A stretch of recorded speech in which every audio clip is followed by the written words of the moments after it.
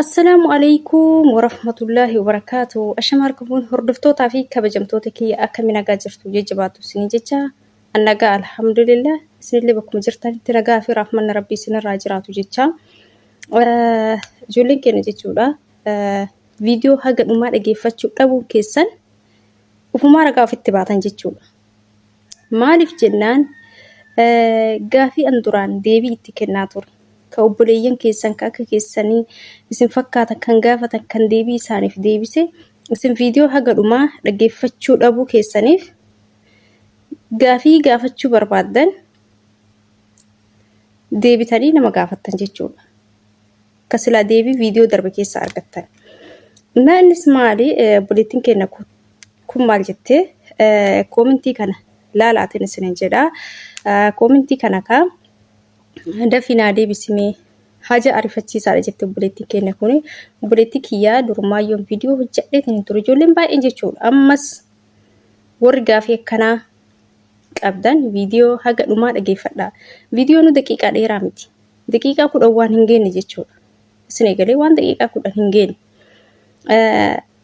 Kanaaf dhageeffadhaatii isin fayyada. Hiriyoota keessanii fayyada jechuudha. Wanni namni gadhiisuu dhageeffadhaa. Waan isin fayyadu keessaa argattan, waan firii qabu keessaa argattan, waan isin ilaallatu keessaa argattan yookaan waan gaafii isinitti ta'e wayii deebii argachuu dandeettan jechuudha. Namni calliseetu maali miti waa tokko akka daawwatu jechuudha. Barumsarraa argachuuf waan gaafii isatti ta'e wayii deebii irraa argachuuf jechuudha. Namni kamuyyuu. Ammaan kanaaf obboleettiin kiyya kun maal jettee hadaraa maaloo bira hin darbine waan jetteef jechuudha. Akkuma miisajjiin abarsite immoo dhimmichis dhimma ariifachiisaadha. Kan yeroo namaaf hin kennine jechuudha. Akkuma dubbistan koomentii kana madaamni kiyyaa ani kuntiraata fixeetiin jira jettee obboleettiin keenya kuni suuqis deemee meeshaas si wajjin hin bitu naan jettee dhageeffadhaan isin jedha. Yeroo baay'ee jechuudha.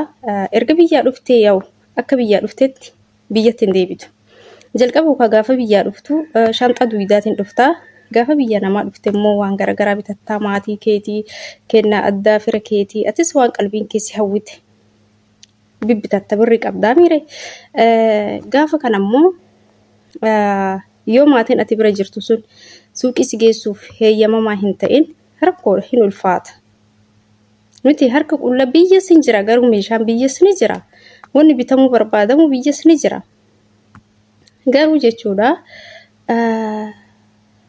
harka duwwaa biyyatti hagana turtee waggaa 2 turtee waggaa 1 turtee maatii keetitti harka qullaa galuun hin ulfaata. Maatii kee bichaa miti ollaanuu firruu waa sirra eega jechuudha. Kanaaf qalbiin keenya yeroo baay'ee suuqii deemnee mi'a bibbituuf nu hawwiti jechuudha.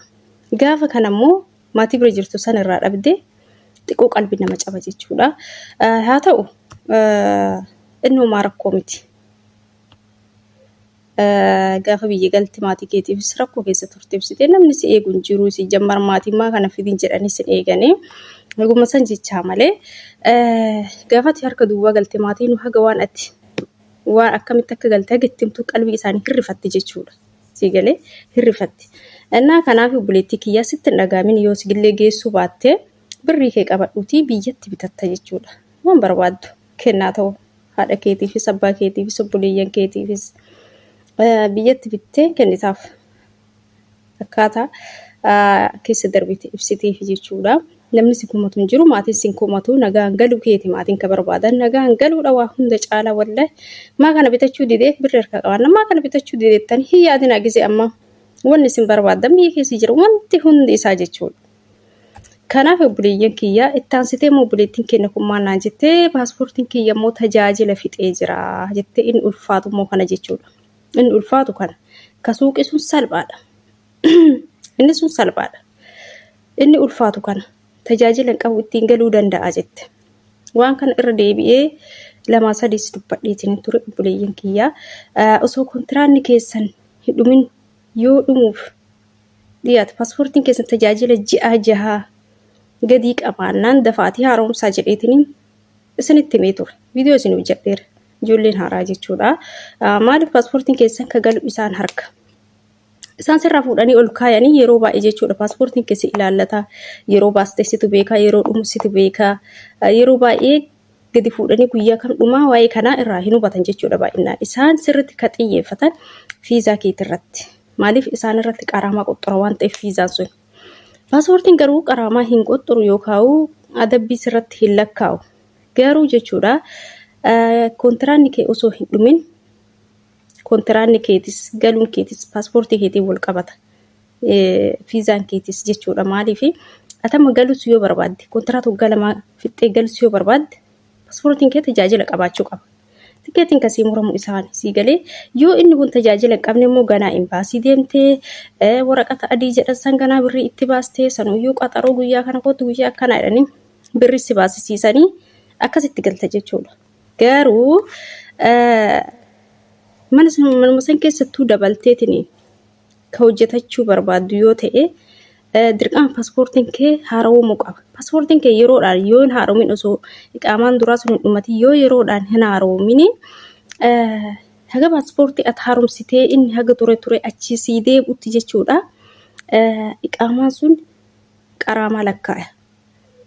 Gaafa san jarris qaraamaa kana kafalanii fiizaa si hojjechuuf fedhiin isaan qaban hin hir'ata. Si hojjechuu si dhabuu danda'an. Yeroo galtutti bilooksi godhuu danda'an. Kanaaf ijoolleen keenya sirriitti of eeggadha bakka paaspoortii keessanii kanatti ji'a ja'a gadi taanaan haaromsaa. Ijoolleen baay'een amma maal jedhanii hin galaa kana booda silaa biyya namaatti ittiin deebi'u birrii haganaa na baasisiisee maaltu na haaromsiisee paaspoortii qabaachuun hiikan qabu yoo tajaajila hin qabaanne ijoolleen keenya ka paaspoortii irraa tajaajila irraa dhume qabattanii warri teettanii qabaachuun qofti faayidaa hin qabu.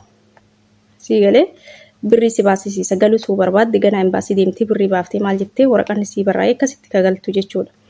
Innaa kanaaf obboleeyyan kee yeroo baay'ee waan akkanaa irraa of eeggadha. Paaspoortii yookaan isaanii guyyaa naa laalaa jedhaani. Paaspoortii keessan isaanii guyyaa naa laalaa jedhaani. Ijoolleen baay'ee yeroo baay'ee baastanii biyyatti kan turtan jechuudha. Nama gizee jalqaba dhufu gizee dhufu jechuudha waggaa tokkoo fi ji'a irra jira. Baaseetiniin biyya taa'e jechuudha. Hin dhufneen hin deemneen waggaa tokkoof ji'a turre jira.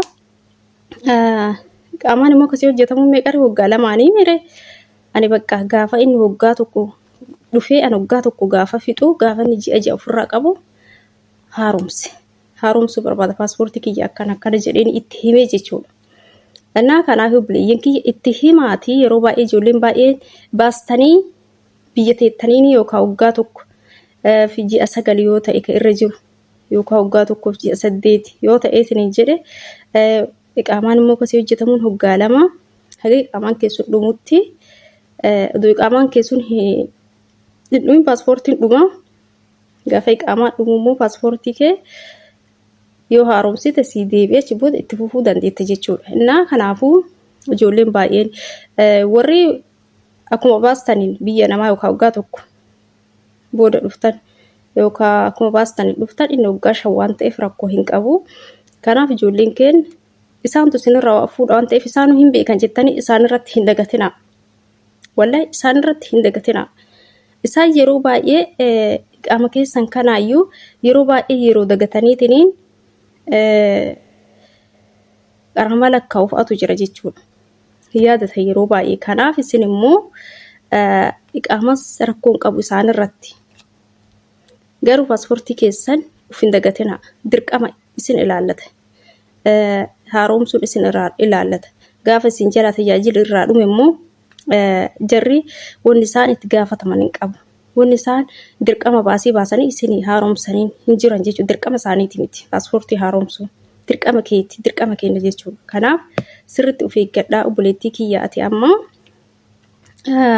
yoo ji'a yookaan ji'a foyi qabaatte haaromsuu qabda daftee itti himtee maatis warra bira jirtu sanittis hin jedhaa yookaan immoo guyyaa muraasa iyyuu yoo irraa qabaatte daftee deemuu qabda yoo galuu barbaadde jechuudha akkasina isin jedhaa obboleeyyan kiyyaa kanaaf eeggadhaan isin jedhaa viidiyoo moo gadhuma dhageeffadhaa yoo san waa irraa hubattanii laayik godhaa wal biraan gayaa kanaan isin jedhaa assalaamu alaykum warahmatullaahi wabarakaatuh